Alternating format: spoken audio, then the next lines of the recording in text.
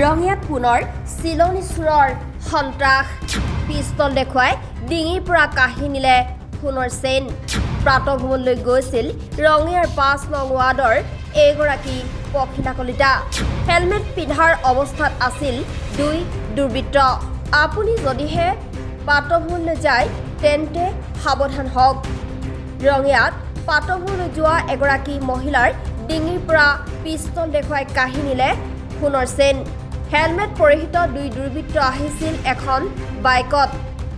ৰঙিয়া নগৰৰ মাজতে এই চাঞ্চল্যকৰ ঘটনা সংঘটিত হৈছে ৰঙিয়া বিজেপি নগৰ মণ্ডলৰ সাধাৰণ সম্পাদক পাঞ্জল কলিতাৰ মাতৃ এগৰাকী পখিলা কলিতা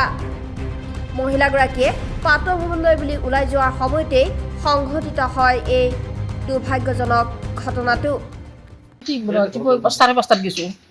10টা বজাত কি সজালৰ দোকানে এনে গৈছোঁ ঠিকেই গৈছোঁ তো মই দীপাক পুখুৰী পাৰ দীপাক গৈছোঁ ঘূৰিবলৈ মাছোঁ আহি ঠিক মন্দিৰ শিৱ মন্দিৰত মানে সেৱা কৰিলোঁ সেৱা কৰি পেলাই মই ঘৰত আহিব খুজিছোঁ আৰু সেৱা কৰি পেলাই এনেতে মোৰ কাষতে বাইকখন ৰাখি দিছে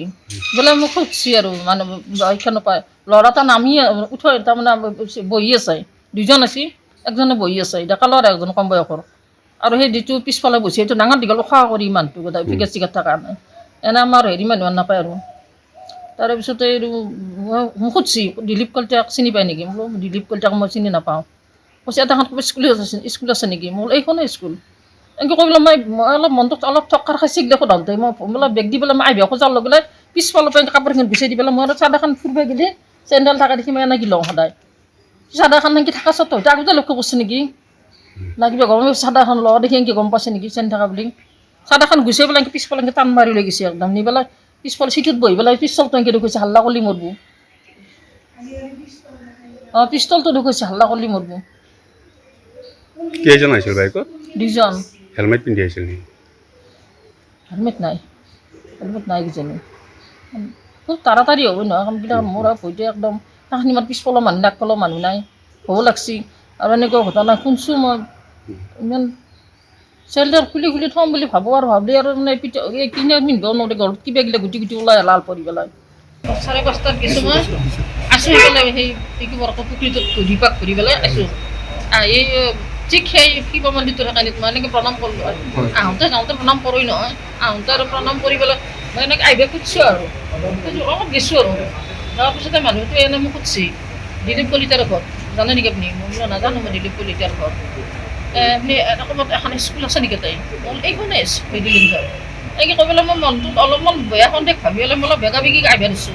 পিছফালৰ পৰা টান মাৰি পেলাই কাপোৰ এনেকৈ উৰি ল'ব চাদৰখন এনেকৈ তেল থাকে দেখি তাত এই পিছফালৰ পৰা এনেকৈ টান মাৰি পেলাই চিধাই লৈ গৈছিল লৈ পেলাই বাইকত উঠি এনেকৈ পিষ্টল ৰখিছে মই হাল্লা কৰিয়ে মৰবি এনেকৈ কৈ পেলাই পিছত মই ক'ত হাল্লা কৰিম আৰু সেই গুচি আহিলোঁ আপুনি অকলে আছিলে মই অকলে আছোঁ কেইজন আছিলে তেওঁলোক দুজন ডেকা ল'ৰা ওচৰত নাছিল নেকি মানুহ চাইডত ওচৰত মানুহ নাছিলে ওচৰত মানুহ নাই পিছফালৰ একফালেও নাই মানুহ সদায় ৰাতিপুৱা হ'লে তাৰমানে কি মৰ্ণিং ৱাকত যায় অনদিনৰ দৰে আজিও গৈছে আপোনাৰ যোৱাৰ পিছত মৰ্ণিং ৱাকৰ পৰা তেওঁ যেতিয়া ঘৰত ৰিটাৰ্ণ আহি আছে তেতিয়া আমাৰ ৰঙিয়াৰ বিকিল কলনীৰ সন্মুখত দুজন মানুহ আহি কিনে কোনোবা ঘৰৰ এড্ৰেছ সুধিছে সোধাৰ পিছতে তেওঁলোকে তাৰমানে কি মাৰ গলৰ পৰাই চেণ্ডেল তাৰমানে কি টানি লৈছে আৰু তাৰপিছতে তেওঁলোকে বোলে পিষ্টল দেখাইছে যে হাল্লা কৰিব নালাগে হাল্লা কৰি গুলিয়াই দিম সেইটোৱে আৰু সকলোকে ডাঙৰ কথাটো হৈছে কি ৰঙিয়াত এইটো কিন্তু সদায় ঘটি থকা এটা ঘটনা আৰু ইয়াৰ ক্ষেত্ৰত ৰঙিয়াত চাগে এইটো কিমান নম্বৰ ঘটনা হ'ব এইটো পুলিচ প্ৰশাসনে গম পাব কিন্তু দুখজনক কথা এইটোৱে ৰঙিয়া প্ৰশাসন কিন্তু আজিলৈকে এজনৰ চুৰকো তেওঁলোকে কিন্তু কৰায়ত্ব কৰিব পৰা নাই আৰু ইয়াৰ কাৰণে কিন্তু ৰঙিয়াবাসী শংকিত হৈছে আপোনাৰ মানুহে পাতা ভ্ৰমণ বুলি নহয় যিকোনো ক্ষেত্ৰতে মানে কি ওলাই যাব ভয় কৰা হৈছে মায়ে সদায় ৰাতিপুৱা মৰ্ণিং ৱাকত যায় অনদিনাখনৰ দৰে আজিও মা মৰ্ণিং ৱাকত গৈছে কিন্তু যেতিয়া মায়ে মৰ্ণিং ৱাকৰ পৰা আহি আছিলে আমাৰ ওচৰৰে আপোনাৰ বিকিল কলনী আপোনাৰ হৃদয় কলনীত তাৰ পৰা আপোনাৰ দুজন কোনোবা দুৰ্বৃত্ত আহি কিনে আপোনাৰ মাৰ গলৰ ডিঙিৰ পৰা আপোনাৰ পিষ্টল দেখাই কিনে আপোনাক চেণ্ডেল লৈ যায় আপোনাৰ আৰু এই ক্ষেত্ৰত মানে কি ৰঙিয়াত কিন্তু এনেকুৱা ধৰণৰ ঘটনা কিন্তু সঘনাই ঘটি আছে আমি সদায় দেখা পাই আছোঁ আপোনাৰ এই ক্ষেত্ৰত আৰক্ষী অলপ ভূমিকাটো অলপ কঠিনভাৱে ল'লে আমি ভাল পাম আৰু আমি অসম চৰকাৰকো আমি জনাওঁ যে গৃহ বিভাগকো জনাওঁ যে ৰঙিয়াত কিন্তু সঘনাই আপোনাৰ এনেকুৱা ধৰণৰ চুৰি দৰকাৰী ঘটনা বহুতখিনি সংঘটিত হৈ আছে এইখিনি যাতে নিৰ্মূল কৰিব পাৰি তাৰ কাৰণে মই আহ্বান জনাইছোঁ কেছ দিলেনে মই এতিয়া এজাহাৰ দিলোঁ আপোনাৰ মই এতিয়া